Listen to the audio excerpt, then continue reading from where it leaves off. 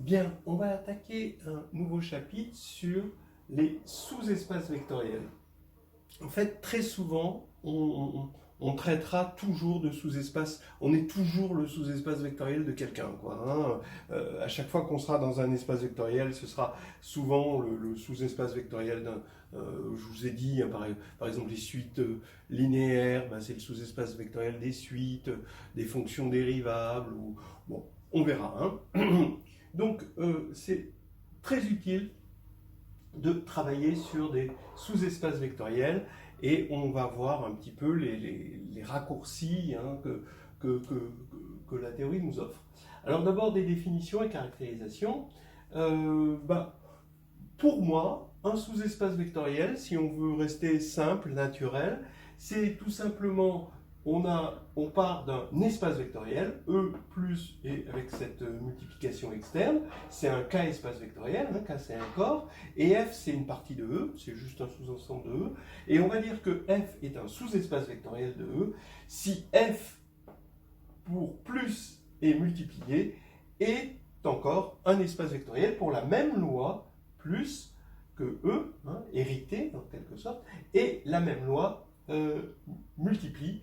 Donc ce qui va faire que F est un sous, on pourrait dire un sous K espace vectoriel, ou on dit généralement un sous-espace vectoriel, si le corps est clair. Voilà, hein. Quand est-ce que les sous-espaces vectoriels vont débarquer, en quelque sorte, dans la pratique? Eh bien, toujours pareil, d'une façon et de l'autre, et dual.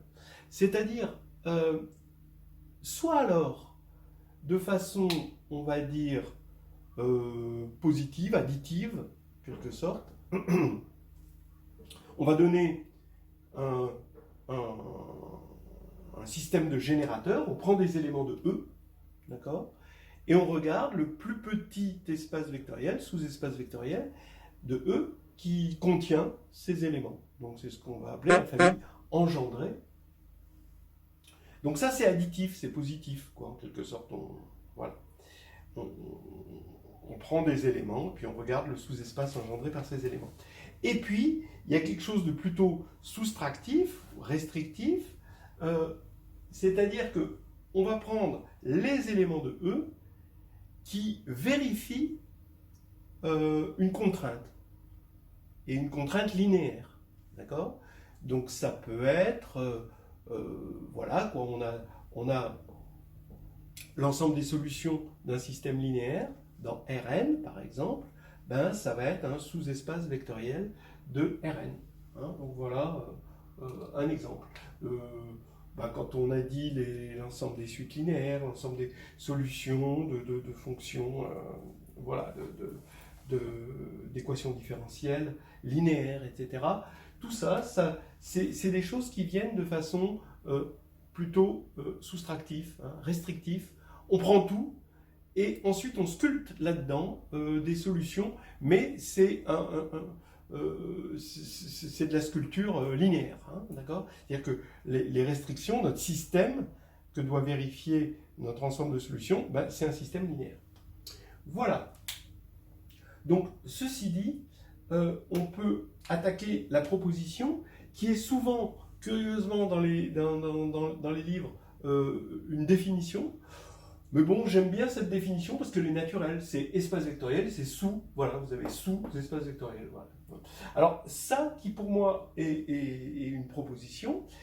Si F est dans E, alors F est un sous-espace vectoriel. Si et seulement si, ben, lui je l'appelle l'axiome 0 quand même. F est non vide. Bon. Et F est surtout stable par combinaison linéaire. Bon. Donc ça veut dire qu'on veut juste une partie qui est stable par combinaison linéaire. Et évidemment, non vide, ça va presque de soi. Hein, le vide. Alors le vide va être un espace affine. Mais l'espace vectoriel, non. Hein, voilà. Donc ici, ce qu'on veut, stable par combinaison linéaire, ça veut tout simplement dire que si lambda et mu sont des scalaires, u et v sont des éléments de f, alors la combinaison linéaire lambda u plus mu v appartient à f. Et plus généralement, hein, vous voyez que ça suffit pour voir que f est stable par toute combinaison linéaire, un petit peu grâce à l'associativité. Bon. Alors maintenant, la preuve. Bon, je veux montrer qu'effectivement, bon, alors si f est un sous-espace vectoriel, bah bien sûr, par définition, il est non vide, hein, parce que c'est un espace vectoriel. Un espace vectoriel, ça doit contenir le vecteur nul. Donc il est non vide. Ensuite, f est stable par combinaison linéaire. Ben oui, hein, parce que on a vu que f est muni d'une multiplication externe. Donc ça, forcément, c'est dans f. Ça, c'est dans f. Et il est d'une addition interne. Ça, c'est dans f. Donc ça va être dans f. Donc là, il n'y a pas de souci. Mais la réciproque, c'est ça qui est plus dur. Alors, on va supposer que f est non vide et que f est stable par combinaison linéaire, juste de deux vecteurs. Alors, il faut montrer que f est vraiment un espace vectoriel pour les lois de E. Bon, alors prenons donc U dans F. J'ai le droit de le faire. Tout est basé sur l'axiome 0, que F est non vide. Donc je peux choisir un élément U dans F. Et maintenant, j'ai moins U qui est dans F. Alors pourquoi moins U est dans F? À cause de ça, en prenant lambda égale moins 1 dans K, donc dans K, il y a 1, d'accord? Et forcément, comme c'est un groupe additif, il y a moins 1. Et je multiplie U par moins 1, et je sais que ça fait moins U. A priori, ce n'était pas pareil. Hein. Il y en a un, c'est moins 1 fois U, et l'autre, c'est l'opposé de U pour l'addition qui est là. Donc, moins U est dans F, d'accord? Donc, encore grâce à cette stabilité, U moins U est dans F, mais U moins U, d'accord, hein, puisqu'on a deux éléments de F, U moins U est dans F. Alors pourquoi ça? Ça, c'est parce que quand on a U et V dans F, U plus V est dans F, parce que c'est 1 point U plus 1 point V, d'après ceci. Voilà. Donc U moins U est dans F, et donc 0 est dans F. Alors regardez, au final, on a montré que F plus était un sous-groupe, et même un sous-groupe voilà, abélien, hein, mais F plus est un sous-groupe, parce qu'il est stable par l'addition, d'après ça. Tout élément possède un symétrique, il y a bien sûr et il y a l'élément neutre de l'addition. Donc on a tout pour avoir un sous-groupe, et forcément, comme c'était abélien dans E, eh ben, c'est abélien dans F. Maintenant, tous les autres axiomes, eh ben, ils sont héréditaires. Dans ces sous-structures, il y a une part de choses à vérifier, mais il y a une part de choses complètement héréditaires. Je dirais que l'associativité, tiens, on n'en a pas parlé. L'associativité de l'addition, on n'en a pas besoin, d'accord? Parce qu'elle est vraie dans E, donc a fortiori dans F. Ce dont on avait besoin, c'était des propriétés de stabilité, mais pas des propriétés de l'opération en elle-même. L'associativité, le fait que 1 point U, ça fasse U, le fait que la pseudo-associativité, la multiplication externe et les deux distributivités, eh ben, elles sont vraies dans E, donc a fortiori dans F. Ça, c'est ce qu'on peut appeler, donc, je disais, de l'hérédité. Donc voilà, hein, on a montré déjà cette proposition. Alors, on a parlé d'hérédité. Eh bien, il se trouve que le caractère dimension finie est héréditaire. Mais ça, c'est pas tout à fait évident. Ça veut dire, en gros, que si E, c'est ce qu'on va voir, hein, si E est de dimension finie et F est un sous-espace vectoriel, alors F est encore de dimension finie. Et en plus, la dimension de F est inférieure à la dimension de E. Ça, c'est pas la partie la plus difficile. Alors, d'abord, je vous ai dit comment on obtenait des sous-espaces vectoriels, soit de façon additive en prenant une partie engendrée, soit de partie soustractive en prenant en quelque sorte des contraintes linéaires. Et ici, on va un petit peu mettre des notations et des définitions. Si FI c'est une famille de E, on va noter FI I dans grand I, hein, donc ça c'est un ensemble d'indices qui peut être infini, le sous-espace vectoriel engendré par cette famille. Il s'agit, d'accord? Alors, on peut le voir comme le plus petit sous-espace vectoriel de E qui contient les FI. Donc ça c'est bien comme définition parce que c'est une définition qui va être générale à toutes les structures, que ce soit les structures de groupe, les structures d'anneaux, structures de corps ou quoi que ce soit. On a toujours engendré par, c'est toujours le plus petit sous-structure de la grosse structure qui contient les éléments qui engendrent. Voilà. Donc ça, c'est assez général. Mais de façon pratique, c'est l'ensemble des combinaisons linéaires des FI. Voilà. Donc toujours les combinaisons linéaires finies.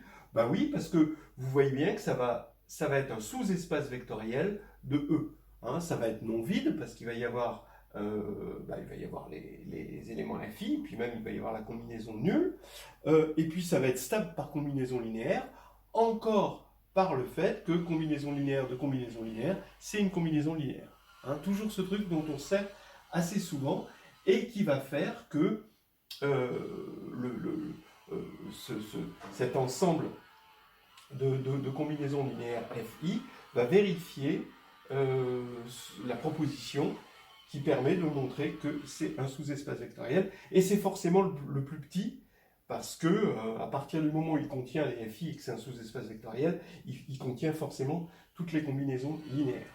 Donc voilà, hein, on a défini ce truc-là, puis on le note entre crochets. On peut noter s'il y a deux éléments, par exemple F1, F2. Si c'est juste la droite engendrée par F1, c'est juste le crochet F1, bon, etc., etc. Donc maintenant, on veut montrer cette proposition là. Tout va être basé sur le fait que le caractère de dimension finie est héréditaire. D'accord? Donc ça va se transmettre de lui à lui. Allons-y pour cette preuve de l'hérédité de la dimension finie. D'abord, c'est quelque chose qui va servir ailleurs, mais on a une version constructive, hein, du théorème de la base incomplète, c'est-à-dire, et ça j'en avais parlé à un moment, regardons comment on construit des familles libres dans un espace vectoriel. Bon, là c'est dans un sous-espace vectoriel, mais dans un espace vectoriel, bon, voilà, ça marche aussi. Si l'espace est nul, alors notre famille libre, bon, ça va être l'ensemble vide, c'est un peu de la convention, mais bon, ça marche bien. Si F est non nul, alors il existe un F1 qui est non nul, forcément. Et F1 est libre. Ça y est, on a construit une partie libre.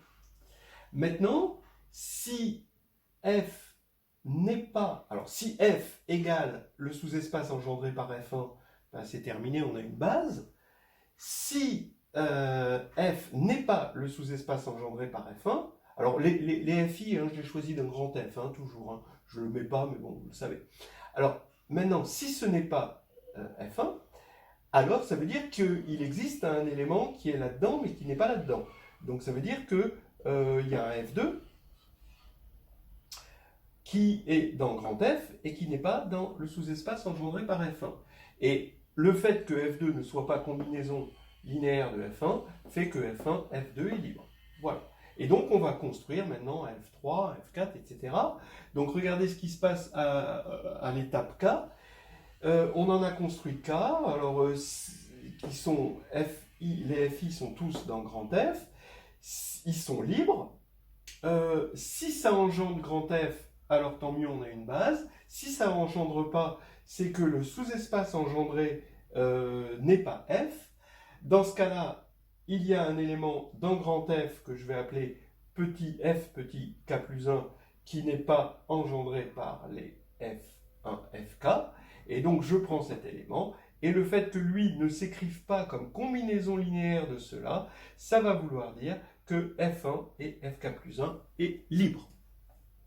Voilà, donc vous avez cette construction, et maintenant il faut se poser la question, est-ce que cette construction s'arrête?